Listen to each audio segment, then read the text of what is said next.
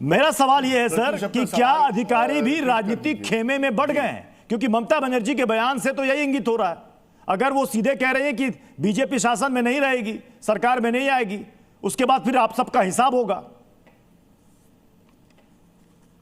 नहीं, मैं इस बयान को ममता बनर्जी के इसकी टाइमिंग जो है, चूंकि चुनाव चल रहे हैं, तो इसको बहुत सही नहीं मानता। क्योंकि देखिए, आरोप तो ब्यूरोक्रेसी पे हर एंगल से और बहुत सालों से, ये कोई पश्चिम बंगाल के चुनाव का इंतजार करने की जरूरत नहीं थी। आरोप तो हमेशा लगा है ब्यूरोक्रेसी के ऊपर कि वो किसी न किसी तरफ का हिस्सा बन जाती है या कहीं का वो साइड लेती है। लेकिन इसके बावजूद क्यों मैं ममता बनर्जी के बयान को सही नहीं मानता?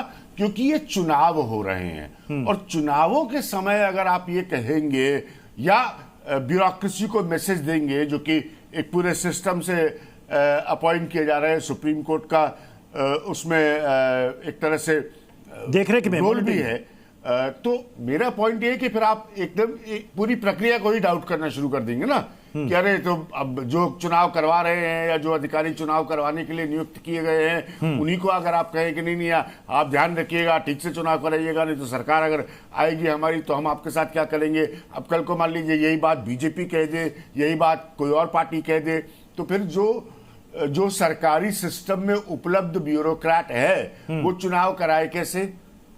या तो कोई नया सिस्टम ही क्रिएट कर दीजिए, उसको हटा दीजिए, बिल्कुल ही निष्पक्ष लोग आ जाए हर चुनाव को कराने के लिए, कहीं और से आ जाए, मुझे नहीं पता। मतलब मैं ऐसी एक बात कह रहा हूं, ये बहुत गंभीरता से लेने वाली बात नहीं है, लेकिन मेरा पॉइंट है कि अगर आप ये चीज, कोई भी नेता, मैं पॉइंट आउट कर रहा हूं, कोई भी नेता in the middle of the election ये कहेगा कि आप ऐसा मत करिए नहीं तो आपके साथ ऐसा हो जाएगा, इसका मतलब आप ऑलरेडी प्रोसेस को डाउट कर रहे हैं।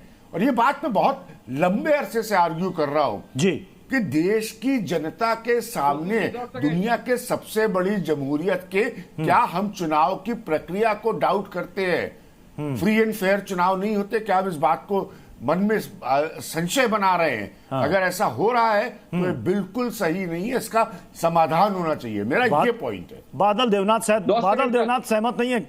बादल दा जी जी जी जी बादल दा, मुझे बात बताइएगा, 2021 में जब चुनाव के नतीजे आए थे उसके बाद क्या हुआ था बंगाल में, बताइएगा जरा। उसके पहले मैं आपको उसके पहले नहीं, मेरा सवाल था 2021 में चुनाव के नतीजे के बाद क्या हुआ था? मैं आपका आंसर दूंगा। हो सकता है, नहीं हो सकता कि आपको याद ना हो। सवाल सुन लीजिए, जवाब दे दीजिएगा।